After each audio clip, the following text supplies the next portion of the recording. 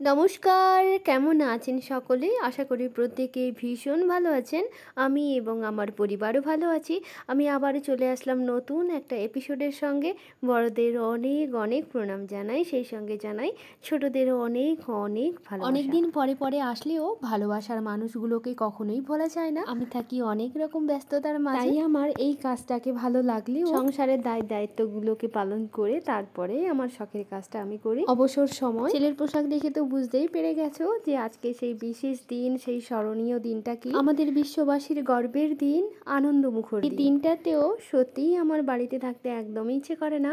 সেই ছোটবেলার কথা মনে পড়ে যায়। ছেলেকে নিয়ে আমিও স্কুলে যেতে পারতাম, কিন্তু আমি এখন যাব না, আমি যাব একটু পরে, কারণ আমার বাড়িতে হয় পতাকা উত্তোলন। এই কাজটির দায়িত্ব বাপি আমাদের শিখিয়ে দিয়ে গেছেন, তাই বাপির দেওয়া কাজের দায়িত্বটা আমরা সম্পূর্ণভাবে বাড়ির সকলে মিলে পালন করতে চেষ্টা করি। আমাদের বাড়িতে আমরা পালন করছি আমাদের ৭৯তম স্বাধীনতা দিবস। ঠিক এই সময়টাতে আমাদের প্রত্যেকের মন ভীষণভাবে ভারাক্রান্ত হয়ে যায় এই প্রণম্য শহীদদের কথা ভাবে। আর এই সময় আমি আমার মায়ের ছেলেকে বারবারই বলতে থাকি, পতাকার মধ্যে ফুলটা ঠিক ভালো করে বেঁধেছো তো? সঠিকভাবে সঠিক সময়ে সঠিক কাজটা করা বাপি আমাদের শিখিয়ে দিয়ে গেছে। আর ওই যে পতাকাটা দেখছো, ওই পতাকার বয়স হবে ৪৯ থেকে ৫০ বছর, তাই খুব যত্ন সহকারে মা ওটা গুছিয়ে রাখে। তাই ওই পতাকার মধ্যে আমরা বাপি বাপি গন্ধ একটু পাই, তাই সযত্নে ওটাকে তুলে রাখা হয়। আর জানেন, ওই পতাকাটি পুরো সুতির এবং ভীষণ ভারী। বাপির দেওয়া কাজটি সম্পূর্ণভাবে সম্পন্ন করে আমি বেরিয়ে পড়েছি আমার ছেলের স্কুলের উদ্দেশ্যে। পথ ঘাট আজ সেজেছে উৎসবের মেজাজে। পৌঁছে গেছি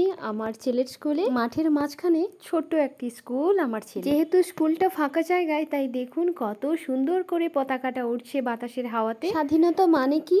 ভারত কবে স্বাধীন হয়েছিল? নেতাজি সুভাষচন্দ্র বসু, ক্ষুদিরাম বসু, বিনয় বাদল দীনেশ, জাতির জনক মহাত্মা গান্ধী, কিংবা বিশ্বকবি রবীন্দ্রনাথ ঠাকুর, বিদ্রোহী কবি কাজী নজরুল। বিলে কেমন ছিলেন উনারা? খুব জানতে ইচ্ছে করে ছোটদের। খুব কি দুষ্টু ছিলেন? ছোটদের মনে থাকে হাজারো প্রশ্ন। তাই স্মরণীয় দিনগুলোকে আরও বাচ্চাদের মনে স্মরণীয় করে রাখার জন্য স্কুল কর্তৃপক্ষ এই সমস্ত অনুষ্ঠানগুলো করে থাকে। আমি যখন ওখানে গিয়ে পৌঁছোই, অনুষ্ঠান প্রায় শেষের মুখে। ছিল দেশাত্মবোধক গান, নাচ, আবৃত্তি। শিক্ষক শিক্ষিকাদেরও ছিল আবৃত্তি, গান। ছিল একটা আনন্দ মুখর পরিবেশ। আমরা যতই বড় হয়ে যাই না কেন, ওই যে দেখছো কচি কাঁচাদের, ওই ছোট ছোট ছেলে মেয়েদের, কি তোমাদের মনে পড়ছে না তোমাদের ছেলেবেলার কথা? আমার তো মনে পড়ছেই। আমার ছেলেবেলা ঠিক এইভাবেই ছিল। আমিও নাচ গান করতে ভালোবাসতাম। আমিও পড়েছি মামা বাড়ি থেকে একটা প্রাইমারি স্কুলে, মামা বাড়ির কাছে। ওই স্কুলের প্রধান শিক্ষক মহাশয় ছিলেন ভীষণ ভালো, দক্ষ ছিলেন সব গুণে, নাচ গান পড়াশোনা। তাই আমার ছেলেবেলার কিছুটা সময় এইভাবেইও কেটেছে। তাই আমার ছেলের যে কোনো ছোটোখাটো অনুষ্ঠান স্কুলে যখন আয়োজন করে, আমি তখন যাই। বাড়ির কাজকর্মগুলো শেষ করে দিয়ে তাড়াহুড়ো করেই আমি উপস্থিত হয়ে যাই ওই অনুষ্ঠানে। কারণ আমরা যতই বড় হয়ে যাই না কেন, ছোটোবেলায় ফিরে যেতে সবারই ভীষণ ইচ্ছে করে।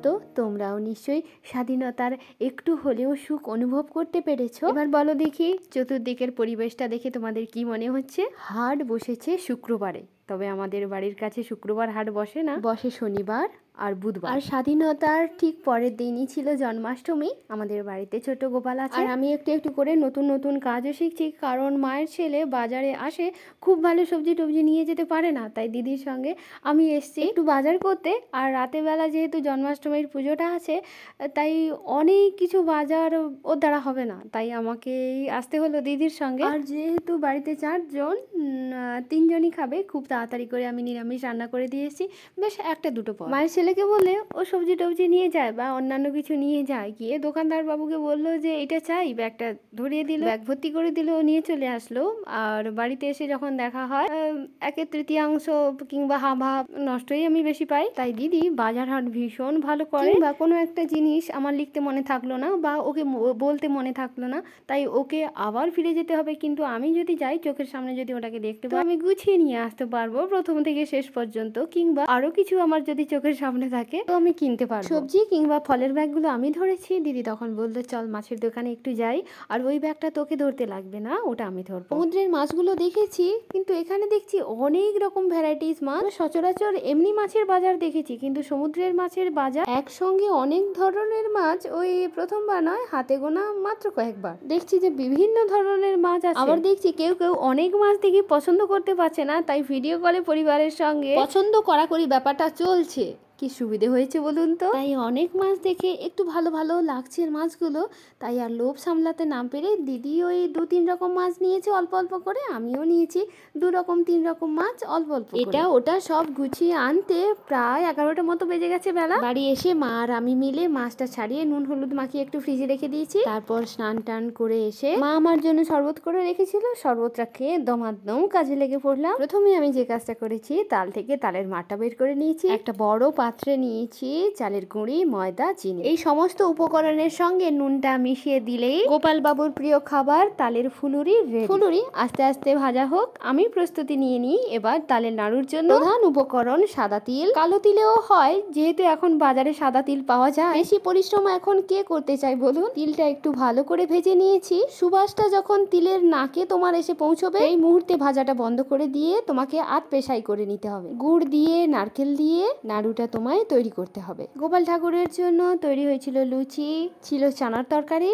দুপুর 2টো থেকেই আমি প্রস্তুতি নিয়েছিলাম, সন্ধে ওই 6টা নাগাদ আমার কমপ্লিট হয়ে গেছে রান্না বান্না। একটু আগে যে দেখালাম ছিল আমার গোপালের আগের লুক। তারপর গোপালকে স্নান করিয়ে নতুন বস্ত্র পরিয়ে দিয়েছি, নতুন ছিল গোপালের সবকিছু। গোপালের আসনের কাছাকাছি বাপির আসনটাও করেছি। বাবা মায়ের আশীর্বাদ ছাড়া বা বাবা মায়ের অনুপস্থিতি ছাড়া সবকিছুই অনুষ্ঠান অসম্পূর্ণ বলে আমি মনে করি। বাপির উপস্থিতিটা আমরা এইভাবেই উপলব্ধি করতে চাই সারাটা জীবন। এখন যে আমি তোমাদের দেখাচ্ছি, আমার পুজো কিন্তু হয়ে গেছে, অনেকক্ষণ হয়ে গেল। আমার ভিডিওগুলো আমি এইভাবেই করি, একাগ্র চিত্তে যখন আমি কোনো আরাধনা করি, বারবার ক্যামেরা অন করা অফ করা আমার মনে হয় একটু ব্যাঘাতি ঘটে। তাই গোপালকে স্নান করানো, পুজো করে তারপর আমি তোমাদের সঙ্গে শেয়ার করছি। এই ছিল আমার গোপালের জন্য যৎ সামান্য আয়োজন। এই যৎ সামান্য আয়োজনে জানি না তুমি কতটা খুশি হয়েছো, আমার অতটুকু দিয়েই তোমাকে খুশি করতে চেয়েছি আমি। জগতের পালনকর্তা তুমি, জানি সকলকে ভালো রাখবে তুমি, আকাশ বাতাস পশু পাখি সমস্ত প্রাণীকে। আমি